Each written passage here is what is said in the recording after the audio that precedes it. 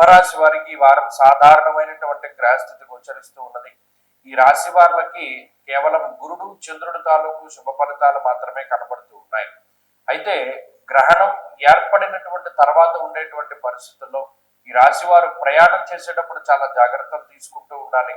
ఏదైనా ఒక పని ప్రారంభం చేసినా దాన్ని ముందుకు తీసుకువెళుతూ ఉన్నా చాలా జాగ్రత్తగా ముందుకు వెళుతూ ఉండడం చెప్పదగినటువంటి సూచన.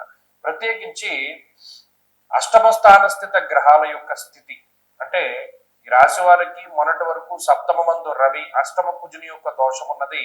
ఇప్పుడు అష్టమ కుజ దోషం తొలగిపోయినది. అది ఒక ఉపశమనంగా చెప్పవచ్చును. అయితే అష్టమ రవి యొక్క స్థితి కొంత ఇబ్బందిని కలిగిస్తూ ఉంటుంది. దుర్దోష శత్రు సంవాదో గమనాగమనం యథ అన్నది శాస్త్రం. ఇక్కడ అష్టమంలో మొన్నటి వరకు ఉన్నటువంటి కుజుడు కొంత స్థానచలనాన్ని కలిగించిన రుణచ్ఛేద అన్నారంటే రుణాల్ని తీర్చగలిగేటువంటి స్థితిగతుల్ని ఆయన ప్రసాదిస్తూ ఉన్నారు. ఇప్పుడు రవిగ్రహం అనవసరమైనటువంటి ప్రయాణాలని అనవసరమైనటువంటి తగువుల్ని ప్రోత్సహిస్తూ ఇబ్బంది పెట్టడానికి ఎక్కువగా అవకాశాలను కల్పిస్తూ ఉన్నారు. కాబట్టి అటు ఈ గ్రహాల తాలూకు స్థితిగతులు చాలా ఇబ్బంది పెడుతూ ఉన్నటువంటి విషయాన్ని దృష్టిలో పెట్టుకోవాలి.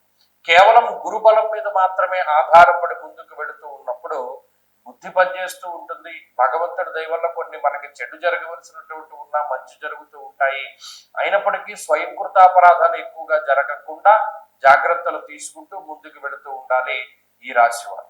అలాగే ఈ రాశి వారికి ప్రత్యేకించి రాహువు యొక్క స్థితి ఓవర్ కాన్ఫిడెన్స్ ని కలగజేస్తుంది. చాలా జాగ్రత్తగా పరిశీలన చేయాలి. మనం ఏదైనా ఒకటి సాధించినప్పుడు దానికి 10ంతల సక్సెస్ ని ఎంజాయ్ చేయకూడదు.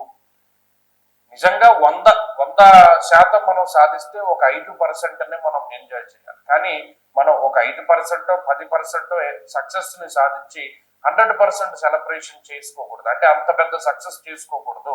దీనివల్ల ఒక మనిషికి ఓవర్ కాన్ఫిడెన్స్ పెరుగుతుంది. ఇది ప్రత్యేకించి కుంభరాశి వారు గుర్తుపెట్టుకోవాలి. ఎందుకంటే రాహు అతి విశ్వాసాన్ని పెంచేటువంటి గ్రహం. కాబట్టి ఒక పెద్ద విజయం వచ్చినప్పుడు దాన్ని చాలా చిన్నగా సెలబ్రేట్ చేసుకోండి. దానివల్ల ఎదరెదర భవిష్యత్తు చాలా బాగుంటుంది. అలాగే ఏలినాటి శని స్థిత శనేశ్వరుని యొక్క గ్రహస్థితి వల్ల మాట పట్టింపులు ఎక్కువగా పెరుగుతూ ఉంటాయి. ఈ విషయాన్ని ఎక్కువగా దృష్టిలో ఉంచుకోవాలి.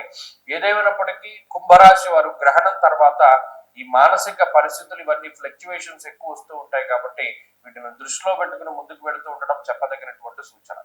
ఈ వారంలో మరింత అనుకూలమైనటువంటి ఫలితాలు సాధించడానికై ఈ రాశి వారు ప్రత్యేకించి ఆంజనేయ స్వామి వారి యొక్క ఆరాధన చేస్తూ ఉండడం చెప్పదగినటువంటి సూచన. ఈ వారంలో కలిసి వచ్చేటువంటి రోజు గురువారంగా చెప్పవచ్చును.